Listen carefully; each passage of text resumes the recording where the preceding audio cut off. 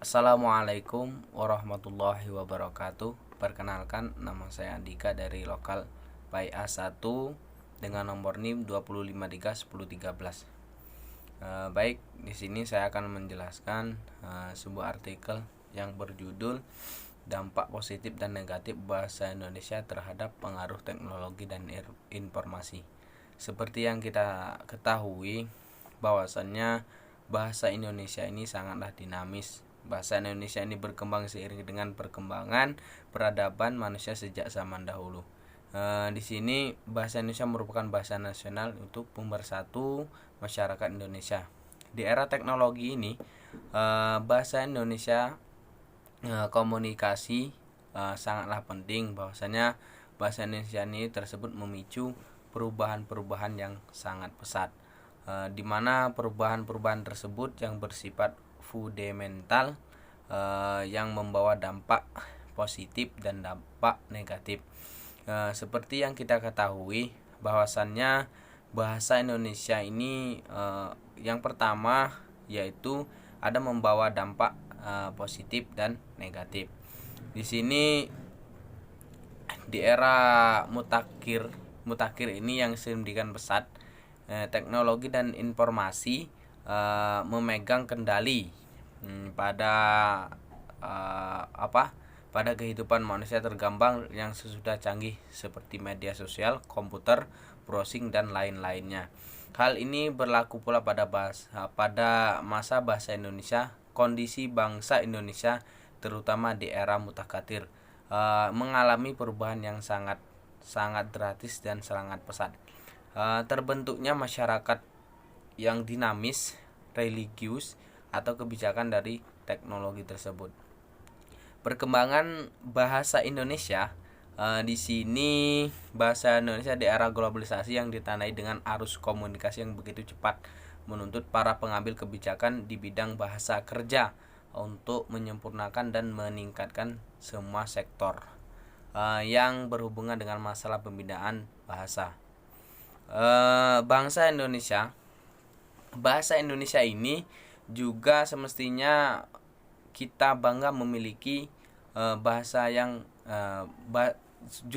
justru itu kita bangga memiliki bangsa Indonesia yang dapat mewakili perasaan kita, pikiran kita, namun kenyataannya tidak demikian. Bahwasannya rasa bangga terhadap bahasa Indonesia ini tidak ada. Namun orang sekarang sering menanamkan bahwasannya bahasa asing itu lebih asik daripada bahasa Indonesia. Masih terus nampak pada sebagian besar orang Indonesia ketimbang bahasa nasional.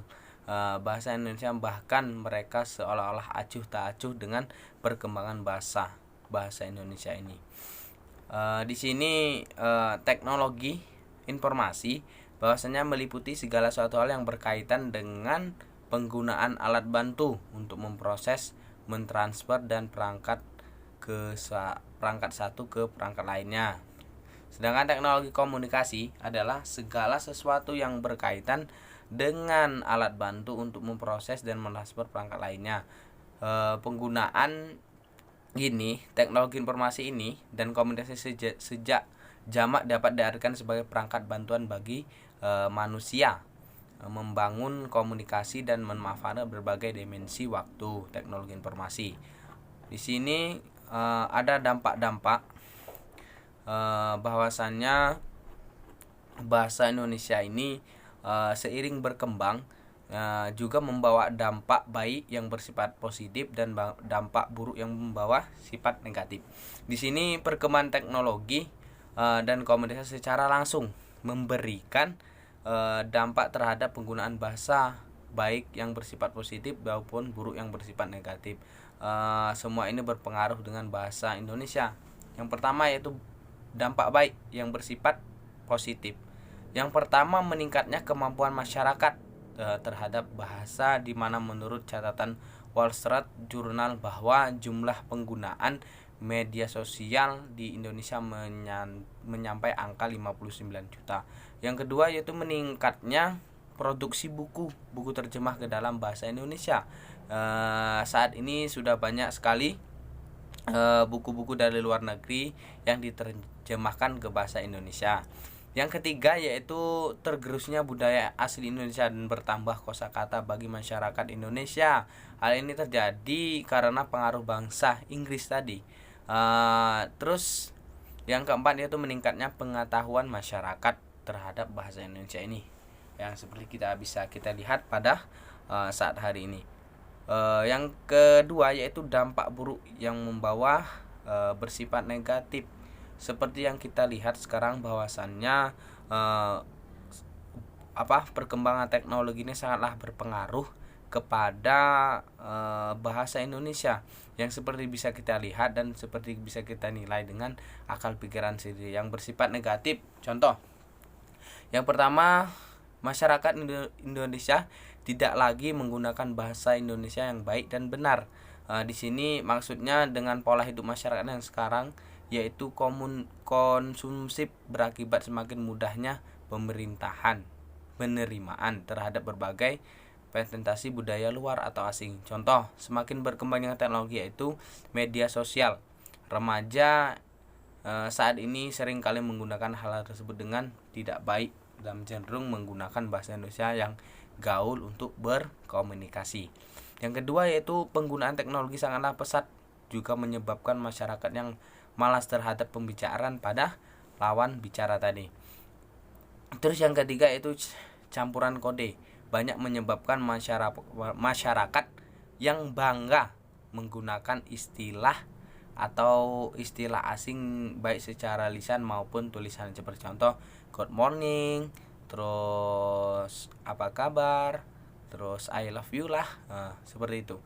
Di sini yang keempat yaitu dengan berkembangnya teknologi informasi, bahasa Indonesia sering digunakan tidak baik atau tidak benar mengucapkan atau menulis sebuah pesan. Di sini yang terakhir yang ingin saya sampaikan yaitu kesimpulan. Kesimpulan di sini, dengan hadirnya teknologi dan komunikasi ini secara langsung dapat mempermudah masyarakat dalam membangun interaksi sesama manusia.